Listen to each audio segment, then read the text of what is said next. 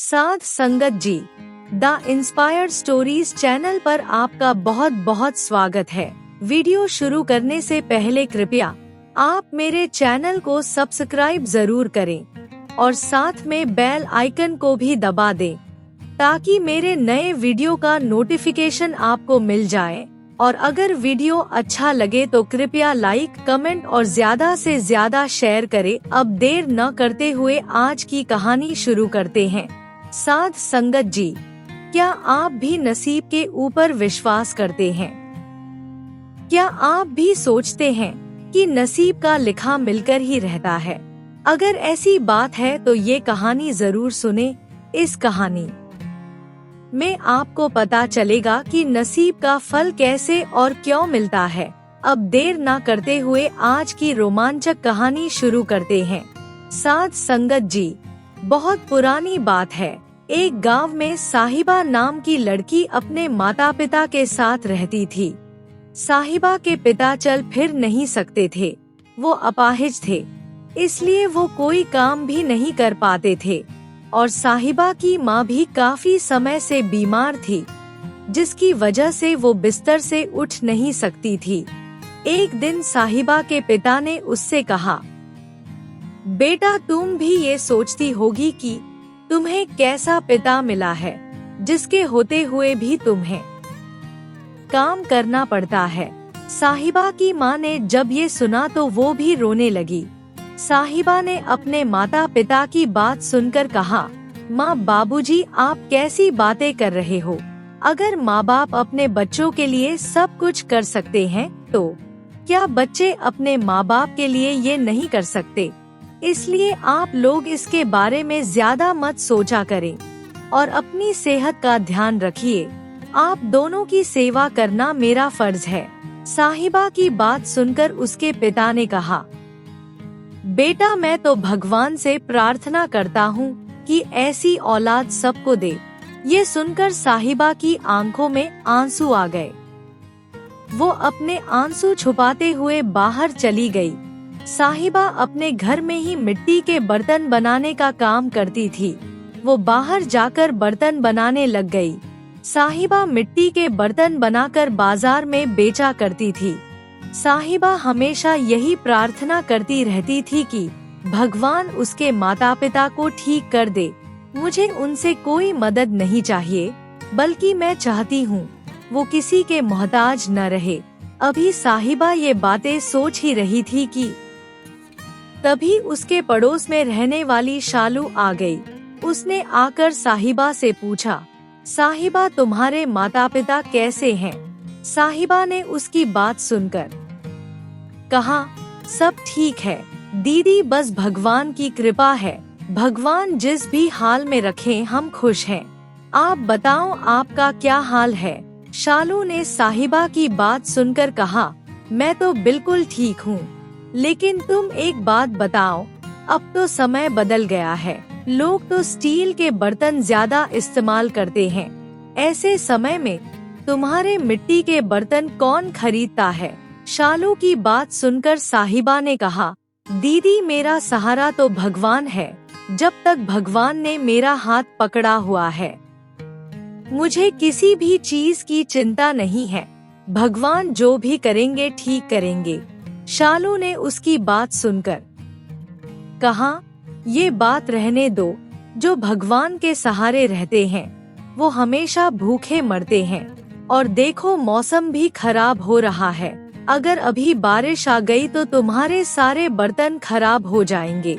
इसलिए मैं कहती हूँ कि तुम सोच लो और कोई काम देख लो, कहीं ऐसा ना हो एकदम परेशानी सामने आकर खड़ी हो जाए। साहिबा ने शालू की बात सुनकर कहा, दीदी तुम चिंता मत करो, मुझे अपने भगवान पर पूरा विश्वास है। वो मुझे भूखा नहीं मरने देंगे और जो होगा देखा जाएगा, आप चिंता मत करो। शालू ने उसे बहुत समझाने की कोशिश की, लेकिन साहिबा को अपने भगवान के ऊपर पूरा विश्वास था। तभी साहिबा ने शालू से कहा, दीदी मेरा बाजार जाने का समय हो गया है, इसलिए अब मैं चलती हूँ। साहिबा अपने बर्तन तैयार करने लगी ताकि वो उनको ले जाकर बाजार में बेच सके। साहिबा के पिता उसको खाना खाने के लिए साथ दे देते हैं। साहिबा रेहड़ी पर बर्तन ले जाकर बाजार में बेचने चली जाती है। दोपहर के समय साहिबा अपना खाने का डब्बा खोलती है। तभी वहाँ पर एक महात्मा आ जाते हैं और साहिबा से कहते हैं, बेटा मैं 2 दिन से भूखा हूँ। मैंने 2 दिन से कुछ भी नहीं खाया। क्या तुम मुझे कुछ खाने को दोगी?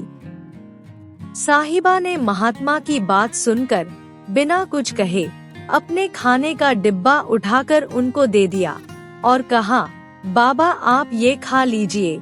महात्मा ने साहिबा से कहा, बेटा ये खाना तो तुम्हारे लिए है, अगर ये तुमने मुझे दे दिया तो तुम क्या खाओगी?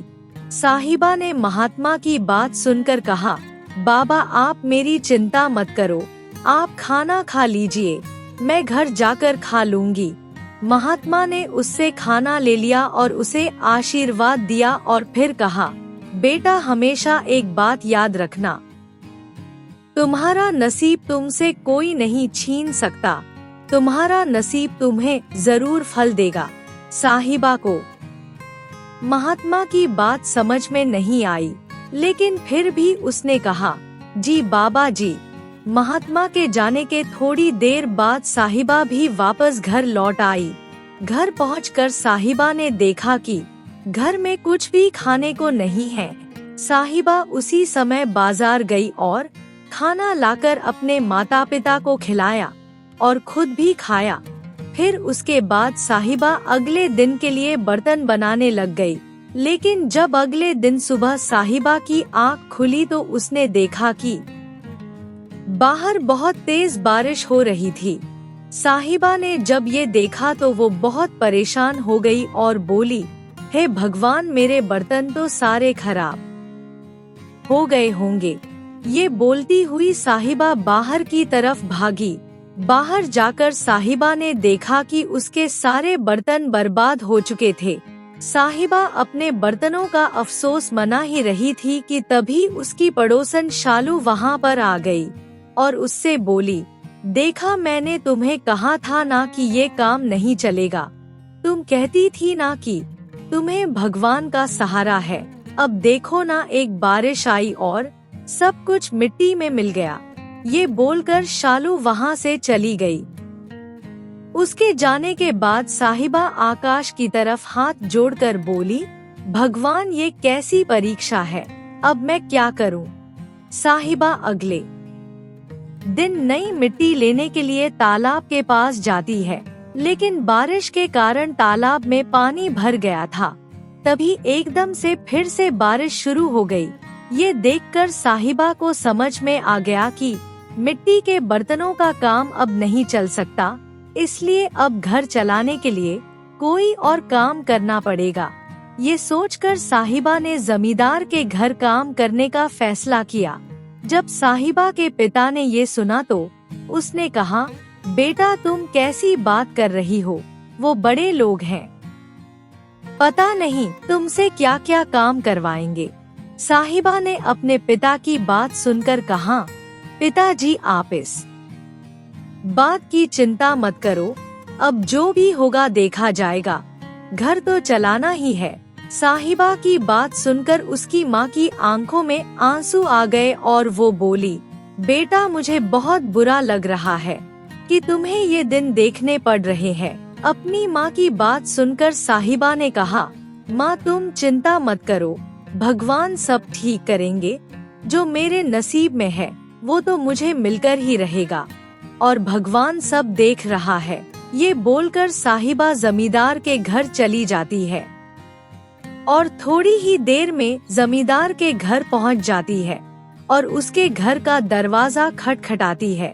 शालू दरवाजा खोलती है और साहिबा को देखकर कहती है, तुम यहाँ क्या कर रही हो?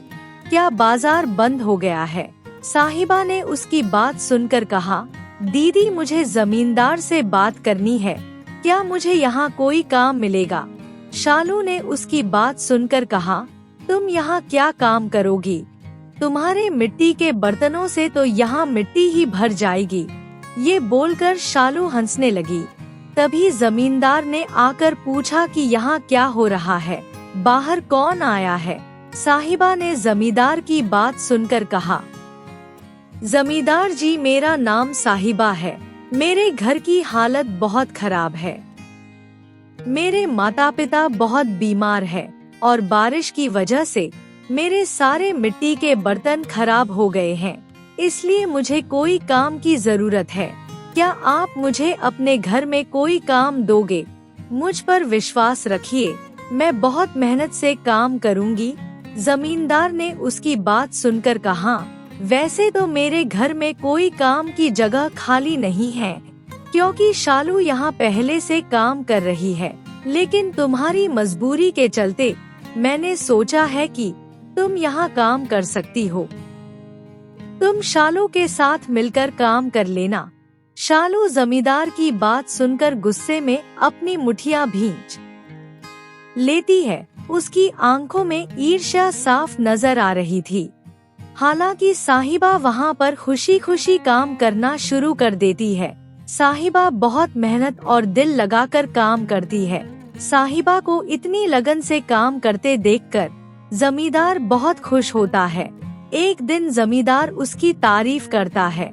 ये सुनकर शालू उससे और चिढ़ जाती है। जमींदार ने साहिबा को बुलाकर कहा, तुम्हारा काम बहुत अच्छा है साहिबा, इतने कम समय में तुमने मेरा दिल जीत लिया है। ये सब बातें सुनकर शालू अंदर ही अंदर जल भून जाती है और सोचने लगती है कि अगर साहिबा इसी तरह काम करती रही तो कहीं जमींदार मुझे ही ना काम से निकाल दे। ये सोचकर शालू साहिबा के खिलाफ षड्यंत्र रचने लगती है और एक दिन मौका देखकर जमींदार की तिजोरी से गहने और पैसे चुरा लेती है और साहिबा की नजर बचाकर उसके थैले में छुपा देती है। उधर जब जमींदार को चोरी का पता चला तो उसे बहुत गुस्सा आता है। वो सभी नौकरों को बुलाकर कहता है, मेरे घर में चोरी करने की किसकी हिम्मत हो गई। उसके बाद जमींदार ने कहा, जब तक चोर पकड़ा नहीं जाता तब तक किसी भी नौकर को घर से बाहर जाने की इजाजत नहीं है। सभी नौकर ये सुनकर एक दूसरे की तरफ देखने लगते हैं। सभी बहुत डर गए थे। तभी शालू ने आगे बढ़कर जमींदार से कहा, मालिक, मुझे कहते हुए बहुत दुख हो रहा है, लेकिन मुझे लग रहा है ये चोरी साहिबा ने की है, क्योंकि मैंने उसे आपके कमरे की तरफ जाते हुए देखा था। साहिबा ने जब शालू की बात सुनी तो उसके होश उड़ गए। वो जमींदार से बोली, जमींदार जी, मैं कभी ऐसा नहीं कर सकती। माना मैं गरीब हूँ, लेकिन चोर नहीं हूँ। जमींदार ने साहिबा की बात सुनकर गुस्से से कहा, अगर तुम इतनी ही ईमानदार हो तो अपना थैला दिखाओ। साहिबा ने अपना थैला निकाला और जमींदार को पकड़ आ दिया। जमींदार ने जब थैला खोला तो उसके अंदर से सारा चोरी किया हुआ सामान निकला। ये देखकर साहिबा का चेहरा सफेद पड़ गया। वो हैरान होकर बोली, जमींदार जी, ये मैंने नहीं रखा। मुझे जरूर किसी ने फंसाया है। जरूर किसी ने मेरे खिलाफ साजिश की है। शालू ने साहिबा की बात सुनकर कहा, साहिबा, तुम्हें चोरी करते हुए शर्म आनी चाहिए। कहाँ इतने दयालु जमींदार जिन्होंने तुम्हें काम दिया और तुमने उनके ही विश्वास को तोड़ दिया और उनके ही घर में चोरी कर ली। जमींदार ने साहिबा से कहा, मैं तुम्हें ये सोचकर छोड़ रहा हूँ कि तुम एक लड़की हो, नहीं तो ऐसी सजा देता कि तुम्हारी 7 पुश्तें कांप जाती। इसलिए अभी यहाँ से चली जाओ और आज के बाद अपनी शक्ल भी मत दिखाना। साहिबा दुखी और निराश होकर रोती हुई वहाँ से चली गई। उसे समझ नहीं आता कि अब वो क्या करे और कैसे अपने माँ बाप को मुंह दिखाए। ये सोचती हुई वो अनजाने में जंगल की तरफ चल पड़ती है।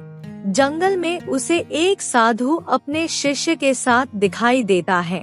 साधु ने अपने शिष्या से कहा, ये लड़की कितनी उदास नजर आ रही है, लगता है ये बहुत परेशान है, हमें इससे बात करके देखनी चाहिए। ये सोचकर दोनों साहिबा के पास चले गए और जाकर साधु ने साहिबा से पूछा, बेटा तुम इतनी परेशान क्यों नजर आ रही हो? तुम हमसे कुछ मत छुपाओ, हम जरूर तुम्हारी मदद करेंगे, इसलिए बताओ कि तुम क्यों परेशान हो। साहिबा ने साधु की बात सुनकर कहा, बाबा मेरे साथ बहुत गलत हुआ है, मैंने आज तक कभी भी किसी का कुछ नहीं बिगाड़ा, फिर भी मुझ पर झूठा चोरी का इल्जाम लगाकर घर से निकाल दिया गया, इसलिए मुझे कुछ भी समझ में नहीं आ रहा कि मैं क्या करूं। साहिबा की बात सुनकर साधु ने कहा, बेटा तुम्हें घबराने की या किसी से डरने की जरूरत नहीं है, हम लोग तुम्हारे साथ हैं, बस तुम हिम्मत बनाए रखो। अभी वो लोग आपस में बातें कर ही रहे थे कि सामने झाड़ियां एकदम से हिलने लगती है और एक खूंखार भेड़िया सामने आकर गुर्राने लगता है। साहिबा ने जब ये देखा तो साधुओं से कहा, बाबा आप लोग पीछे रहो, मैं इस भेड़िए को भगा दूंगी। उसके बाद साहिबा ने एक लकड़ी उठाई और भेड़िए को भगाने लगी। भेड़िया थोड़ा पीछे हटा और फिर वहाँ से भाग गया। साधु ने ये देखकर साहिबा से कहा, बेटा तुम तो बहुत ही हिम्मत वाली और बहादुर लड़की हो। तभी साधु ने अपने झोले में से एक पत्थर निकाला और साहिबा को दे दिया। साहिबा ने जब ये देखा तो उनसे पूछा, बाबा आप ये पत्थर मुझे क्यों दे रहे हो? भला इस पत्थर का मैं क्या करूँगी? साधु ने साहिबा की बात सुनकर कहा, बेटा तुम इस पत्थर को रख लो, ये तुम्हारे बहुत काम आएगा। बस एक बात याद रखना, इस पत्थर को तुम हमेशा अपने पास रखना। साहिबा ने साधु की बात सुनकर कहा, ठीक है बाबा, अगर आप कहते हो तो मैं इसे रख लेती हूँ। उसके बाद साहिबा ने साधु को प्रणाम किया और वहाँ से चली गई। घर पहुंचकर साहिबा ने अपने माता पिता से कहा, पिताजी मेरे साथ बहुत बड़ा धोखा हुआ है, मैंने तो कुछ भी नहीं किया था, फिर भी मुझे चोर बोलकर घर से निकाल दिया गया। साहिबा के पिता ने जब ये सुना तो उससे कहा, बेटा तुम चिंता मत करो, भगवान हमेशा अच्छे लोगों का साथ देते हैं, ये दुख का समय जल्दी खत्म हो जाएगा। उसकी माँ ने भी उसे बहुत समझाया और कहा, बेटा चिंता मत करो, भगवान सब ठीक कर देंगे, कोई भी तुम्हारा नसीब तुमसे नहीं छीन सकता, तुम्हारे नसीब का तुम तक जरूर पहुँचेगा। साहिबा उदास मन से अपनी चारपाई पर लेट गई। तभी उसे कुछ याद आया। उसने अपनी जेब से पत्थर को निकाला जो साधु ने उसे दिया था। साहिबा उसे देखने लगी और सोचने लगी कि ये पत्थर मेरे किस काम आएगा, इस पत्थर से मेरी जिंदगी कैसे बदल जाएगी। ये सोचते सोचते साहिबा सो गई। तभी सपने में साहिबा को पत्थर में से एक आवाज सुनाई दी, साहिबा कल जंगल में जमींदार शिकार करने जाएगा, पर वहाँ एक शेर होगा जो उसकी जान ले सकता है, तुम जाओ और जाकर उसे बचा लो। साहिबा ने जब ये सुना तो चौंक कर जाग उठी और डर के मारे पत्थर को दूर फेंक दिया। लेकिन तभी साहिबा को याद आया कि ये तो एक सपना था, लेकिन वो ये सोचकर हैरान थी कि सपना उसे सच जैसा क्यों महसूस हो रहा है। साहिबा ने सोचा कि वो जमींदार को ये जरूर बताएगी। अगले दिन साहिबा अपने घर के बाहर खड़ी होकर जमींदार का इंतजार करने लगी। तभी साहिबा को जमींदार आता हुआ नजर आया। साहिबा ने उसे रोक लिया और उसे कहा, जमींदार जी, आप जंगल की तरफ मत जाइए, वहाँ एक जंगली शेर है, उससे आपकी जान को खतरा हो सकता है। जमींदार साहिबा की बात सुनकर हंसने लगा। जमींदार को हंसते हुए देखकर साहिबा ने कहा, जमींदार जी, आप मेरी बात का विश्वास करिए, मैं आपको झूठ नहीं बोल रही। जमींदार ने उसे कहा, तुम यहाँ भी आ गई हो, अब क्या तुम मेरे शिकार पर भी नजर रखोगी? एक बार विश्वासघात करके तुम्हारा दिल नहीं भरा, जो दोबारा मुझे परेशान करने चली आई। इसलिए चुपचाप मेरे रास्ते से हट जाओ और मुझे शिकार पर जाने दो। साहिबा ने जमींदार की बात सुनकर कहा, जमींदार जी, मैं मजाक नहीं कर रही, वहाँ सचमुच जंगली शेर है, आपकी जान को वहाँ खतरा है। आप चाहे जो मर्जी कर लो, लेकिन मैं आपके रास्ते से नहीं हटूंगी। अभी दोनों बातें कर ही रहे थे कि कुछ लोग दौड़ते हुए वहाँ आते हैं। वो दौड़ते हुए बोल रहे थे कि भागो, शेर आ गया। वो लोग चेतावनी देते हुए भाग रहे थे। जमींदार ने जब ये सुना तो वो घबरा गया। साहिबा ने जब जमींदार की ऐसी हालत देखी तो उससे कहा, आप चिंता मत कीजिए, मेरा घर पास में है, आप मेरे घर चलिए। जमींदार ने उसकी बात सुनकर कहा, नहीं, तुम रहने दो, मैं अपने घर चला जाऊंगा। अभी वो बोल ही रहा था कि तभी शेर की जोर से दहाड़ने की आवाज सुनाई दी। साहिबा ने जब ये सुना तो जमींदार से कहा, आपने जो कुछ भी मुझे कहना है बाद में कह लेना, आप मेरी बात मानिए, मेरे साथ मेरे घर चलिए। जमींदार को साहिबा की बात ठीक लगी, इसलिए वो चुपचाप उसके साथ चला गया। घर पहुंचकर साहिबा ने उससे कहा, अब आप बिल्कुल मत डरिए और आराम से बैठिए, भगवान सब ठीक कर देंगे। जमींदार ने उसकी बात सुनकर कहा, साहिबा, मुझे एक बात समझ में नहीं आ रही।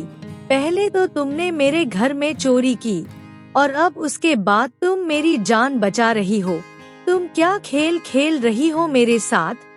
साहिबा ने जमींदार की बात सुनकर कहा, जमींदार जी, मैंने कभी कोई चोरी नहीं की थी। जमींदार ने साहिबा की बात सुनकर कहा, चोरी का सारा सामान तुम्हारे थैले में से मिला और तुम उसके बाद भी मुझसे बहस कर रही हो कि तुमने चोरी नहीं की। तब साहिबा ने कहा, जमींदार जी, असल में वो चोरी शालू ने की थी और सारा इल्जाम मुझ पर लगा दिया। जमींदार ने उसकी बात सुनकर कहा, तुम या सोचती हो कि मैं तुम्हारे कहने से ऐसे ही तुम्हारी बात मान जाऊंगा? तुम्हारी इस कहानी पर कौन विश्वास करेगा? साहिबा ने जमींदार की बात सुनकर कहा, मेरी ईमानदारी ही मेरा सबसे बड़ा सबूत है। तभी अचानक से साहिबा के पास रखा हुआ पत्थर बोलने लगा कि जमींदार साहब, आज शाम को आप शालू पर नजर रखना, वो आज फिर से आपके घर चोरी करेगी। उसे आप चोरी करते हुए रंगे हाथ पकड़कर सारा सच उगलवा सकते हैं। जमींदार ने जब पत्थर को बोलते हुए देखा तो हैरान रह गया और बोला, ये पत्थर कैसे बोल सकता है? फिर उसने साहिबा से पूछा कि ये सब क्या चक्कर है? क्या तुम्हारे घर में कोई भूत वूत का साया तो नहीं है? साहिबा ने जमींदार की बात सुनकर कहा, नहीं जमींदार जी, हमारे घर में किसी भूत का साया नहीं है, बल्कि ये पत्थर तो मुझे एक साधु ने दिया था और इस पत्थर ने ही मुझे बताया था कि आपको शेर से बचाना है। जमींदार ने उसकी बात सुनकर हैरानी से कहा, तो तुम ये कहना चाहती हो कि ये सब कुछ तुम्हें जादुई पत्थर ने बताया है? इसका मतलब हो सकता है तुम सचमुच बेगुनाह हो, लेकिन मैं इस बात का विश्वास ऐसे ही नहीं करूँगा। मैं आज शाम को शालू को रंगे हाथ पकड़कर इस सच्चाई से पर्दा उठाऊंगा। उधर शेर का आतंक खत्म होने के बाद जमींदार अपने घर गया और शाम के समय सोने का नाटक करने लगा। तभी जमींदार ने दबी आंखों से देखा कि शालू दबे पांव उसके कमरे में आई और जमींदार की तिजोरी से पैसे निकालने की कोशिश करने लगी। उसने जमींदार की तरफ देखा तो उसकी बंद आंखें देखकर उसने सोचा कि जमींदार अभी सो रहा है, यही अच्छा मौका है चोरी करने का और सारा शक भी साहिबा के ऊपर जाएगा। और मैं भी झूठ मूठ बोल दूंगी कि साहिबा यहाँ दोबारा आई थी। ये सोचकर उसने तिजोरी खोली। तभी जमींदार उठा और उसने शालू की कलाई पकड़ ली। शालू ये देखकर घबरा गई। तभी जमींदार ने गुस्से से शालू से पूछा, बताओ उस दिन चोरी किसने की थी? क्या उस दिन भी तुमने ही चोरी की थी ना? और चोरी करने के बाद चोरी का सामान साहिबा के थैले में छुपा दिया था। शालू हाथ जोड़कर जमींदार के आगे गिड़गिड़ाने लगी और बोली, मुझे माफ कर दीजिए जमींदार साहब, उस दिन भी चोरी मैंने ही की थी और ये सब कुछ मैंने इसलिए किया था कि अगर मैंने सारा इल्जाम उसके ऊपर लगा दिया तो आप उसे नौकरी से निकाल देंगे। मुझसे बहुत बड़ी गलती हो गई, आप मुझे माफ कर दीजिए। जमींदार ने गुस्से से कहा, तुम मुझसे माफी मांग रही हो? तुम्हें एक बेगुनाह पर इल्जाम लगाकर क्या मिला? जमींदार ने उसी समय शालू को नौकरी से निकाल दिया और फिर उसके बाद जमींदार साहिबा के घर गया और जाकर उसने साहिबा से कहा, मुझसे अनजाने ने बहुत बड़ी गलती हो गई, इसलिए तुम मुझे माफ कर दो। मैंने तुम पर बहुत गलत इल्जाम लगाया। अब मेरी आंखों से पर्दा हट गया है और मुझे पूरी सच्चाई का पता लग गया है। और फिर जमींदार ने बड़े ही प्यार से साहिबा से कहा, बेटा मैं तुम्हारे माता पिता से मिलना चाहता हूँ।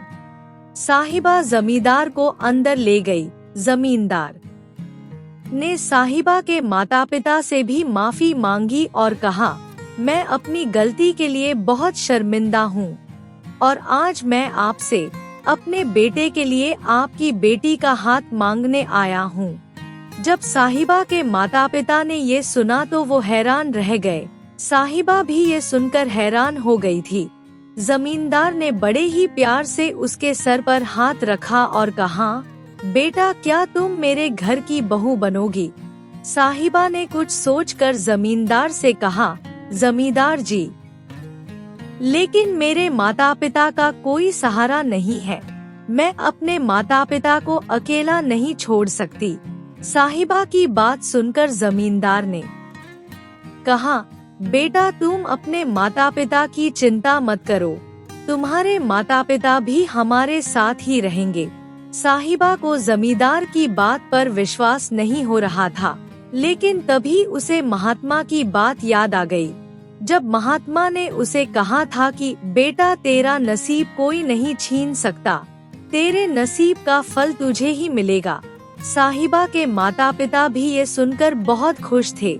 वो ये सोचकर बहुत खुश हो रहे थे कि अब उनकी बेटी सुख से रहेगी।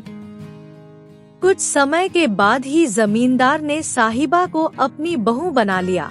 इस घटना के बाद साहिबा का परमात्मा के प्रति विश्वास और दृढ़ हो गया। साध संगत जी, मनुष्य का नसीब कोई भी नहीं छीन सकता। जिस मनुष्य के नसीब में जो कुछ लिखा है वो उसको मिलकर ही रहता है। मनुष्य के धरती पर आने से पहले ही इसका नसीब लिख दिया जाता है और ये भी लिख दिया जाता है कि उसे क्या मिलेगा और क्या नहीं मिलेगा। ये सब कुछ मनुष्य के जन्म से पहले ही तय हो जाता है, लेकिन इसका मतलब ये भी नहीं है कि मनुष्य सब कुछ नसीब के सहारे छोड़कर बैठ जाए और कुछ ना करे। उसे अपने नसीब को पाने के लिए कर्म तो करना ही पड़ेगा, बाकी नसीब का फल हर किसी को मिलता है। साध संगत जी, अगर आपको ये कहानी अच्छी लगी हो तो कृपया लाइक, कमेंट और शेयर जरूर करें। आपके प्यार और स्नेह के लिए बहुत बहुत धन्यवाद।